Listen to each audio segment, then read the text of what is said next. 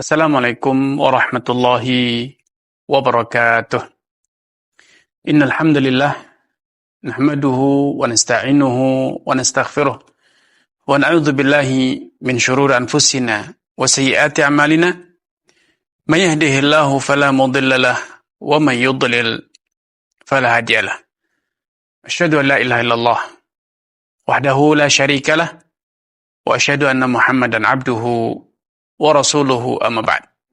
Kaum muslimin, anggota grup Dirasat Islamiyah yang semoga senantiasa dirahmati Allah Subhanahu wa taala. Puji dan syukur senantiasa kita aturkan kepada Allah Azza wa Jalla. Berkat kemurahan, taufik dan ma'unahnya, kembali saya dapat hadir dengan tema tazkiyatun nufus, mensucikan jiwa. Sebagian ulama dahulu yang telah merasakan bagaimana kedamaian jiwa, bagaimana indahnya hidup dengan jiwa yang bersih dari noda kekufuran, noda kemaksiatan, noda kemunafikan. Beliau mengatakan testimoninya, inna fid dunya jannatan man lam yadkhulha la yadkhulu jannatal akhirah. Jadinya di dunia itu ada surga. Di dunia ini terdapat surga. Siapapun yang tidak berhasil masuk ke surga dunia, kelak dia tidak akan pernah diberi kesempatan untuk masuk surga akhirat.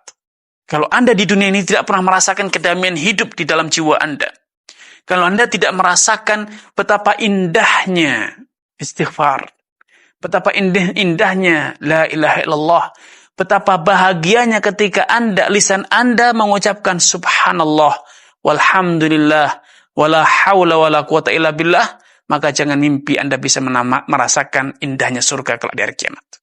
Ketika Anda merasa zikir itu menambah jiwa Anda gersang, lantunan ayat Al-Quran itu menjadikan jiwa Anda bergemuruh, bukan tenang, maka itu pertanda Anda tidak akan merasakan surga kelak di akhirat.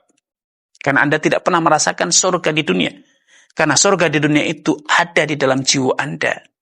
Ketika Anda berhasil membersihkan jiwa Anda, maka itulah surga dunia, itulah pintu surga yang telah berhasil Anda buka di dunia, yang itu akan mengantarkan Anda sampai ke pintu di akhirat, pintu surga kelak di akhirat. Qad aflaha man zakkaha wa qad khaba man dassaha. Sungguh telah sukses orang yang benar-benar telah berhasil mensucikan jiwanya dari noda kekufuran, noda maksiat, noda kemunafikan. Wa qad khaba man dassaha, dan sungguh sengsara, sungguh binasa orang yang terus-menerus menodai, menjerumuskan jiwanya ke dalam kemaksiatan kepada Allah Subhanahu wa taala. Ikhwatul iman, kalau Anda merasa jiwa Anda sakit, Anda tidak bisa mengecap manisnya iman, Anda tidak bisa mengecap gurihnya ridho kepada Allah, ridho kepada takdir Allah Subhanahu wa taala, berarti itu pertanda Anda harus segera cari tabib yang mengobati jiwa Anda. Sebagaimana ketika lidah Anda tidak bisa mengecap makanan, hidung Anda tidak bisa mencium bau, Anda segera pergi ke dokter, mencari tabib yang mengobati agar Anda bisa mengecap, bisa mengindra, bisa mencium aroma-aroma yang harum. Maka ketika jiwa Anda tidak bisa merasakan manisnya istighfar, damainya berzikir kepada Allah, tidak bisa merasakan kedamaian ketika sholat, Anda harus segera, itu pertanda Anda harus segera pergi ke dokter jiwa, bukan di rumah sakit jiwa. Dokter jiwa Anda adalah para ulama yang akan membasuh jiwa Anda dengan lantunan-lantunan ayat-ayat Al-Quran. Wa idza tuliyat alaihim ayatuhu zadatum iman. Kalau dibacakan kepada mereka ayat Allah, iman mereka berkobar bertambah. Rasulullah sallallahu alaihi wasallam juga telah bersabda, "Dzaqa ta'mal iman man radhiya billahi rabba wa bil islami dina wa bi Muhammadin nabiyya." Orang yang memiliki 3 kriteria ini, dia akan bisa menikmati manisnya iman. Sehingga dalam segala urusan dia merasa indah. Apapun yang terjadi pada dirinya, nyaman. Apapun yang terjadi pada dirinya, dia tidak sengsara, tidak menderita. Bahkan dia selalu bahagia.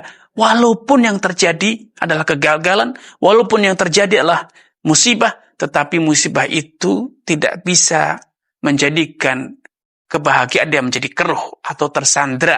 Tidak. Siapakah, apa itu 3 kriteria yang kalau Anda miliki, Anda bisa senantiasa merasakan manisnya hidup dengan nilai-nilai iman. Man radhiya billahi rabba. Orang yang selalu ingat bahwa dunia ini yang menciptakan Allah, yang memiliki Allah, yang menguasai Allah, yang mengatur Allah Subhanahu wa taala. Sedangkan Anda adalah manusia, adalah hamba Allah. Sehingga kalau Anda harus meminta, mintalah kepada Allah. Kalau Anda harus mengeluh, maka hanya ada suatu tempat untuk mengeluh, yaitu Allah Subhanahu wa taala. Kalau Anda butuh dukungan, butuh bantuan, maka hanya ada suatu tempat meminta bantuan, yaitu Allah Subhanahu wa taala. Iyyaka na'budu wa iyyaka nasta'in. Hanya kepadamu aku beribadah ya Allah, dan hanya kepadamu aku minta pertolongan. Kalau Anda merasa ada sesuatu yang menakutkan, maka satu-satunya tempat untuk mendapatkan keamanan, perlindungan hanya Allah Subhanahu wa taala. Alladzina amanu wa lam yalbisu imanahum bidzulmin ulaika lahumul amnu wa hum muhtadun. Orang-orang yang beriman dan imannya tidak dinodai, tidak dicampur aduk dengan kesyirikan, kemunafikan, maka mereka akan merasakan al-amnu, kedamaian dalam hidupnya, ketenangan dalam hidupnya. Tidak ada yang dapat mengancamnya, dapat menjadikan dia merasakan was-was, tidak. Karena dia telah yakin, dia telah menyerahkan seluruh urusannya. Wa may yatawakkal 'alallahi fa huwa hasbuh. Siapapun yang telah berhasil menyandarkan, menyerahkan seluruh urusannya kepada Allah, maka Allah pasti akan cukupi seluruh urusannya. Man radhiya billahi rabba, itu yang pertama. Ini yang bisa kami sampaikan pada kesempatan yang berbahagia ini. Semoga Allah Subhanahu wa taala melimpahkan kesucian jiwa kepada kita semuanya. Assalamualaikum warahmatullahi wabarakatuh.